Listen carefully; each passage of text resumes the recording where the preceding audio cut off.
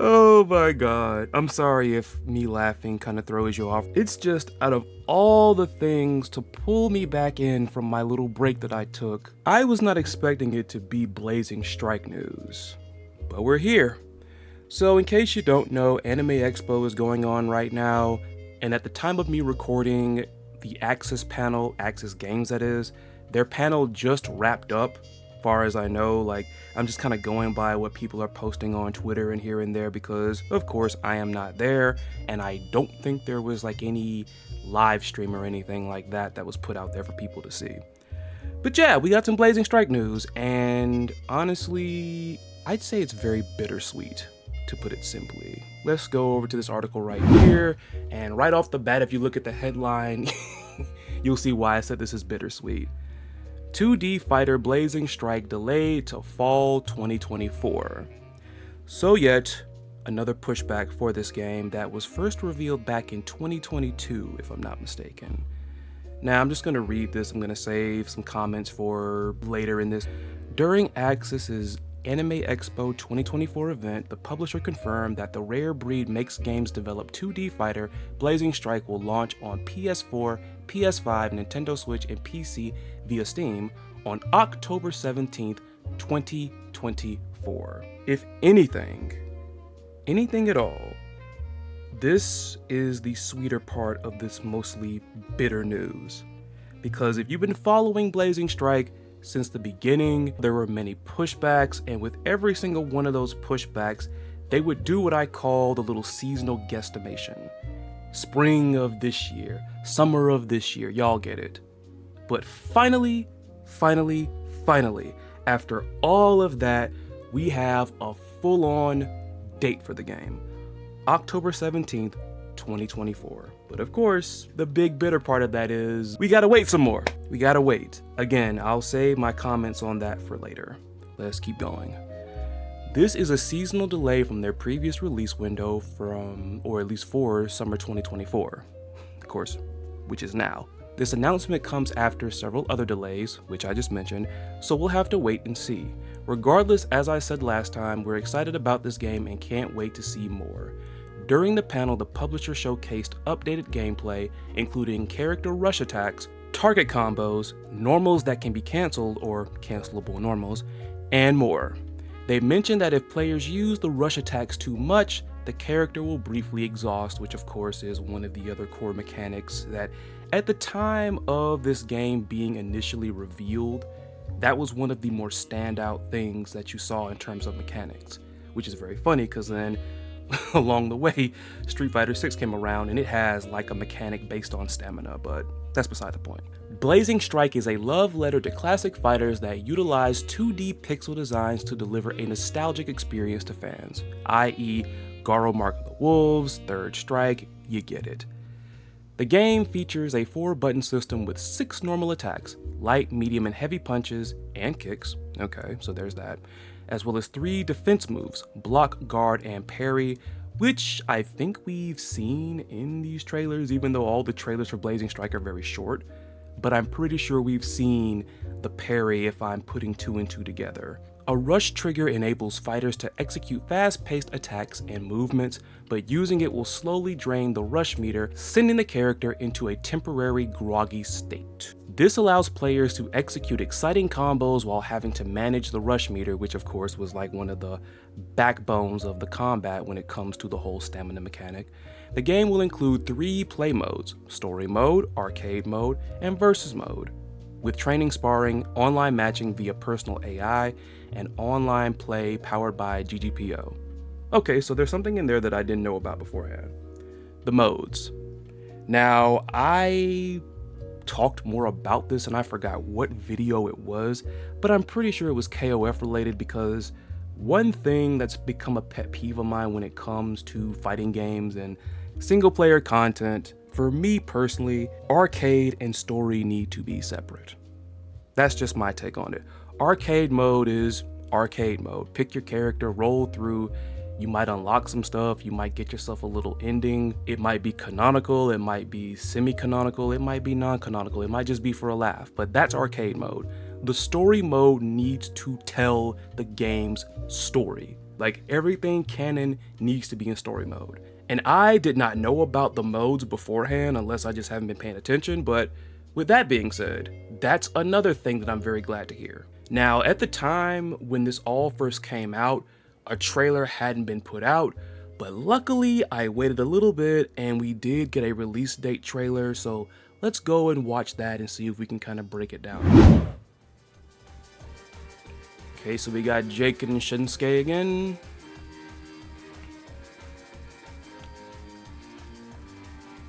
Alright, let me look at that again, but let me look at like the let me look at the stamina meter. So you got a ground pound. Okay, so I see like where the whole stamina comes in. Ryohei. Also, just realizing we got the names of the characters in the UI, so the UI got a little bit of an update. That's good. Oh shoot, what was that?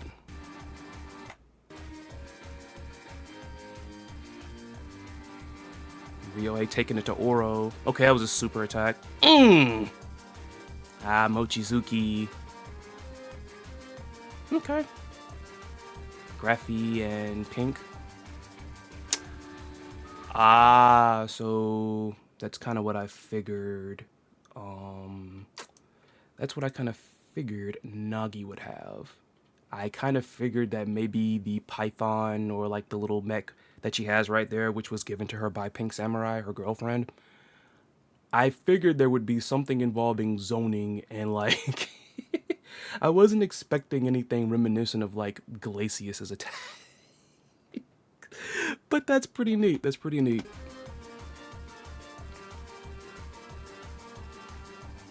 Yeah, like that's gonna be crazy.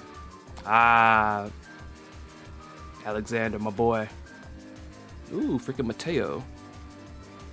Well, what's this?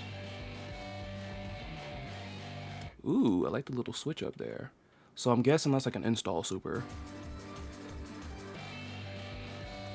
I wonder if that does damage, like certain install supers like that, you know, will do, like if it was close enough. I'm not sure. Part of me thinks maybe it probably doesn't, seeing that at least here he knocked him down first and then did the install, but who knows. All right, Pink Samurai, what's Pink Samurai doing here? Let me go back a little bit, because Pink Samurai is one of my favorites. What the heck? You just slide with the blade? Oh, ah, okay, so that was her in like one of the earlier trailers. I remember like that that super, the little big old flame sword swing. Oh shoot, Oro, what's Oro doing?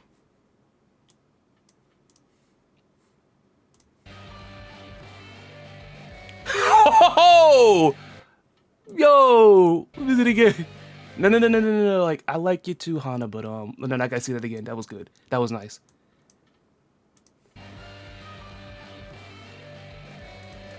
Okay, he comboed into that, so that's probably not a it could be a command grab, but it might also be what they call touch grabs. In other words, you can block them. I like that. What you got, Hana? Ooh, stylish. Know some people probably rolling their eyes at this freaking training training stage, excuse me. Oh man. Hold up. All right, I think that's the parry that was mentioned in the article there.